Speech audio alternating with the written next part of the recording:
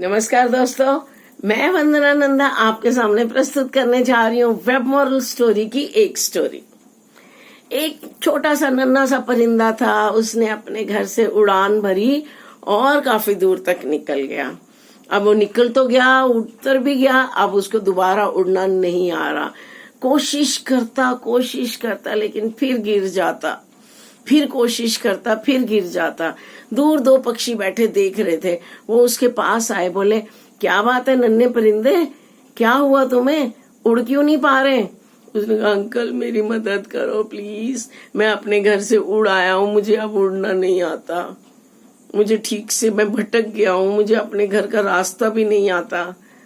उन्होंने बोला, जब तुम्हें आता ही नहीं था तो तुम निकले क्यों घर से? और मम्मी परेशान हो रही होगी, पापा परेशान हो रहे होंगे, प्लीज प्लीज मुझे उड़ना सिखा दो, मैं अपने आशियाना में वापस जाना चाहता हूँ।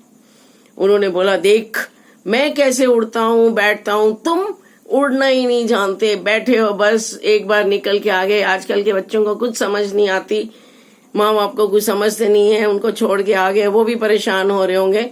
उसके सामने उड़ा, फिर एक चक्कर लगा के वापस आ गया। फिर थोड़ा सा डांटा डपटा उस नन्हे से परिंदे को, फिर से वो उसके सामने उड़ के चला गया। फिर वापस आया, दो कटाक्ष वाली बातें सुनाई, फिर से गया, फिर से आया। अब इस बार जब ये परिंदा लौटा तो उसने देखा नन्हा परिंदा वहां नहीं है। उसने अपने मित्र से पूछा, क्या उसने उड़ान भर ली? इसने कहा, तुम्हें क्या, तुम तो पहले डांटने से तो फुर्सत मिले तुम्हें, इतना उसको डांटा, छोटा सा बच्चा बेचारा, तुम तो उसके ऊपर कटाक्षी करते रह गए और अभी बड़ी खुश हो रही हो कि उसने उड़ान भर ली। और परिंदे ने कहा, तुमने मेरी नकारात्मक चीज ही देखी, तुमने मेरी डांट ही देखी, उसके पीछे उसको सिखा रहा था मैं कैसे उड़ते हैं, कैसे उतरते हैं।